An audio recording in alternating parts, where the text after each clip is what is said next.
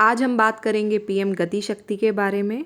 इस शब्द का प्रयोग बजट 2022-23 में निर्मला सीतारमण द्वारा किया गया।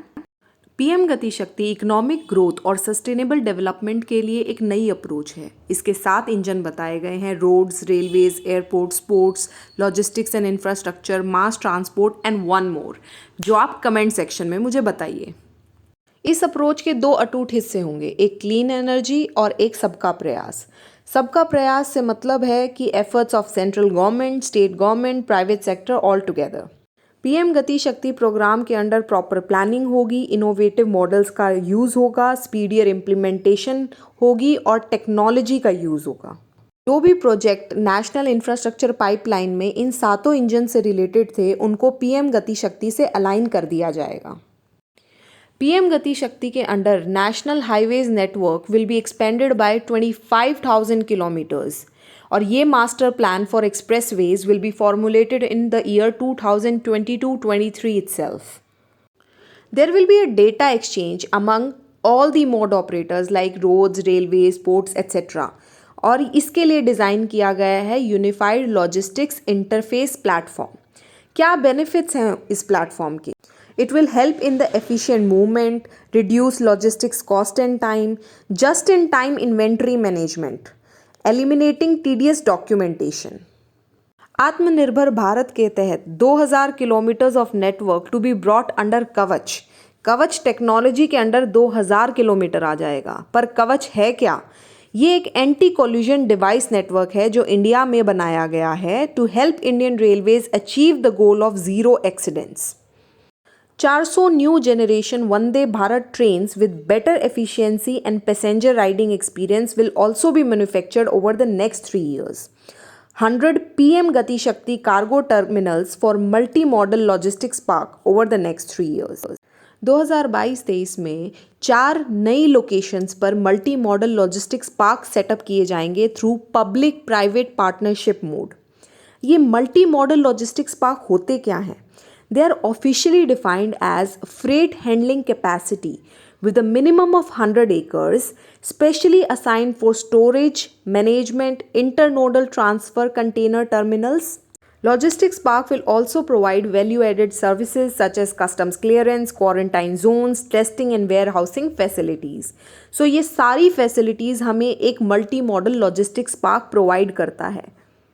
In the current day and age, ये multi-modal logistics park are very important to improve the logistics sector of India. इस बजट में वन स्टेशन वन प्रोडक्ट का ऐलान किया गया। ये वन स्टेशन वन प्रोडक्ट क्या है? ये एक ऐसा आइडिया है to promote the supply chain of local product using railways and making each railway station a promotional hub and showcase destination for a local product.